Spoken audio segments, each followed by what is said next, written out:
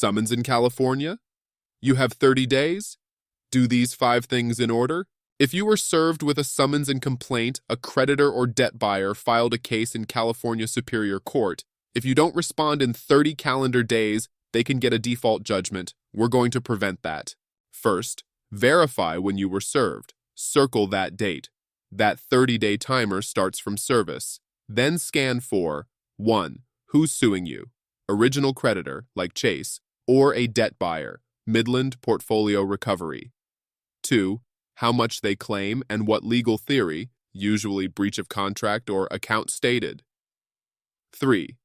Any case number and court location. If it's a debt buyer, they must prove they legally own your specific account and the amount is accurate. That's not automatic. Also, don't call to explain or make a small payment. That can hurt your defenses. Stay calm and move to step 2. Second, file an answer with the court before day 30. In many limited civil cases, a general denial, Form PLD-050, can work, unless the complaint is verified or other exceptions apply.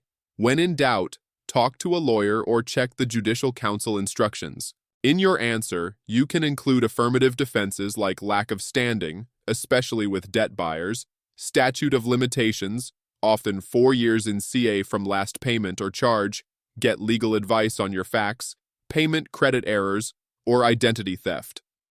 1. Complete the answer and fee waiver, FWW001 if needed. 2. Have a non-party adult mail a copy to the plaintiff's attorney. 3. File the answer with the court and attach your proof of service, e.g. POS 0030. 4. Keep stamped copies for yourself. 3rd, don't wait. Force proof. After you answer, you can start discovery. Ask for 1. The signed card agreement and all terms are changes. 2. Complete statements and transaction history.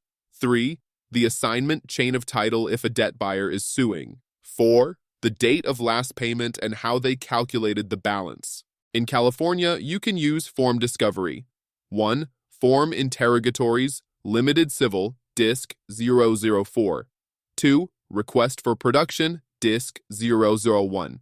3. Requests for admission, DISC 020. If they can't produce real records, your defense gets stronger. No documents, leverage. 4th, decide your strategy.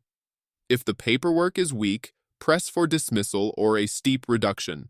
If you want closure, negotiate a written settlement. Tips. 1. Do not admit liability while negotiating. 2. Aim for lump sum discounts. Ask for dismissal with prejudice and no post-judgment interest. 3. Request a paid-in-full letter and, if possible, a credit reporting update. Never restart the statute of limitations by making a token payment or new promise without advice. Get everything in writing before you pay a cent. Court mediation can also help. If your case goes to hearing or trial, show up and object to hearsay if they rely on generic spreadsheets without a qualified witness. Bring your timeline, disputes, and any proof of errors.